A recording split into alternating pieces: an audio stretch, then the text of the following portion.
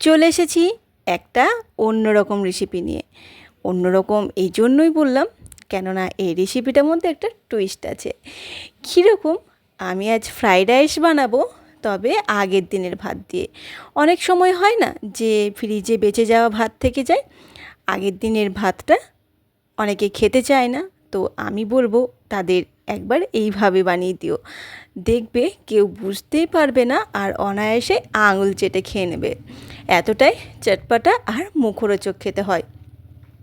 তাহলে ফেলে না দিয়ে একবার এইভাবে অবশ্যই ট্রাই করে দেখো। আমাকে অবশ্যই জানিও কেমন লাগলো এই ফ্রাইড রাইসের রেসিপিটা, তাহলে খুবই ভালো লাগবে।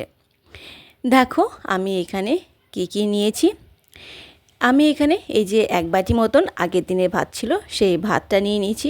ভাতটা দেখো, দেখে মনেই হচ্ছে না যে আগের দিনের ভাত। খুব সুন্দর, খুব ঝরঝরে ছিল ভাতটা।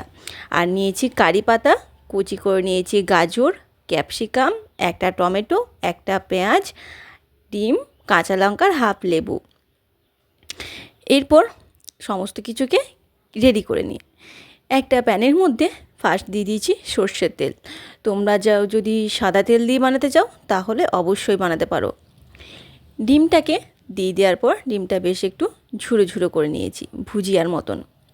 ডিমটা তুলে নিয়ে ওই কড়াইয়ের মধ্যে আবারও সর্ষের তেল দিয়ে দিলাম। তেলের মধ্যেই অল্প করে একটু ঘি দিয়ে দিচ্ছি, তাতে করে ঘিয়ের ফ্লেভারটা বেশ ভালো আসবে। তেলটাকে বেশ ভালো করে গরম করে নেওয়ার পর দিয়ে দিয়েছি 1 চামচের মতন জিরে। জিরেটাকে বেশ ভালো করে ভেজে নেওয়ার পর দিয়ে দিচ্ছি কুচি করে নেওয়া কাঁচা লঙ্কা আর পেঁয়াজ। দিয়ে দিচ্ছি কারি পাতা, কেননা কারি পাতাটা ফার্স্ট দিলে ফুটতো, তাই আমি একটু লেট করে দিলাম। ফুটবে না এমনটা না, ফুটবে একটু কম। পেঁয়াজ, কাঁচা লঙ্কা সমস্ত কিছুকে বেশ ভালো করে লাল করে ভেজে নেওয়ার পর দিয়ে দিলাম কুচি করে নেওয়া গাজর, ক্যাপসিকাম আর টমেটো। ক্যাপসিকাম, গাজর সমস্ত কিছুকে বেশ ভালো করে নাড়াচাড়া করে নেব। আর দিয়ে দেব লবণ। লবণ দিয়ে সমস্ত সবজিকে ভালো করে ভেজে নিতে হবে, তাতে করে সবজিটা সেদ্ধ হয়ে যাবে আর সবজির যে কাঁচা গন্ধটা সেটা চলে যাবে। তোমরা এখানে যদি আলু দিতে চাও তাহলে ওই সেদ্ধ করা আলু ছোট্ট ছোট্ট কিউব করে কেটে দিতে পারো, তাতে করে খেতে বেশ ভালো লাগবে। আমার কাছে ছিল না, তাই আমি দিইনি। দেখো সবজিটাকে বেশ ভালো করে ভাজা হয়ে গেছে। এরপর যে ভাতটা ছিল সেই ভাতটা দিয়ে দেব। আমি এখানে একদমই চিনি দিচ্ছি না। তোমরা যারা মিষ্টি খেতে ভালোবাসো তারা যদি চাও তো চিনি দিতেই পারো, তবে আমার মনে হয় এটা চটপাটা একটু খেতে বেশি ভালো লাগবে। ভাতটাকে দেওয়ার পর সবজির সাথে বেশ ভালো করে হাই ফ্লেমে নাড়াচাড়া করে নিতে হবে, তাতে করে ভাতটা বেশ ভালো করে ভাজা হয়ে যাবে। এরপর অ্যাড করে দিচ্ছি ভেজে রাখা ডিমটাকে দিয়েও বেশ ভালো করে নাড়াচাড়া করে নিয়ে যে লেবুটা রেখেছিলাম সেই লেবুর রসটা এরপর দিয়ে দেবো।